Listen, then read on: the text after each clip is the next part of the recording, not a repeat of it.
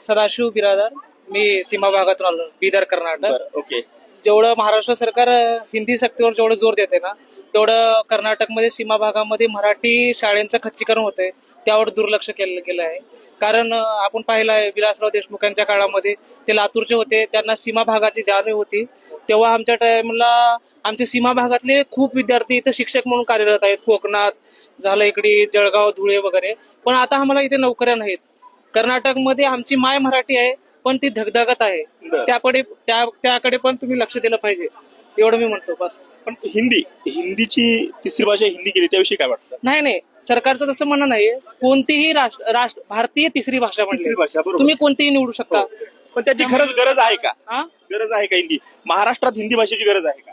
नाही, महाराष्ट्रामध्ये मी असं म्हणत नाही की हिंदी भाषेची गरज आहे, पण मल्टी लँग्वेज हे पण खूप महत्वाचं आहे. कारण आपण काय म्हणतो, इंग्लिश शिकला मुलगा खूप हुशार झाला, पण आपण तमिळ का बरं शिकत नाही? आपण कन्नड का बरं शिकत नाही? शेवटी आपण म्हणतो ना, कानडा राजा पंढरीचा, कर्नाटकू विठ्ठलू. मग आपल्याला कन्नड पण शिकली पाहिजे, आपल्या मराठी पण शिकली आहे. आता मी कर्नाटक मधला आहे, पण माझी मातृभाषा मराठी आहे. जर आपण इथं कन्नडला द्वेष केला, तर आम्हाला कर्नाटकमध्ये पण मराठीचा द्वेष केला. शेवटी आपण भारतीय आहे. Language dispute is not better for national good. मला भारतीयत्वाची जाण आहे, सगळ्याला भारतीयत्वाची जाण पाहिजे.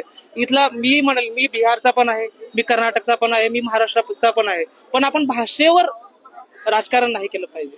प्रत्येक भाषा ही तेवढीच महत्वाची आहे. माझ्यासाठी कोणत्याही भाषेसाठी माझ्यासाठी द्वेष नाही, पण त्यापेक्षाही जास्त मी मराठीला जास्त प्रेम करतो, कारण माझी माय मराठी आहे. पण कोणत्याही भाषेला माझा द्वेष नाहीये.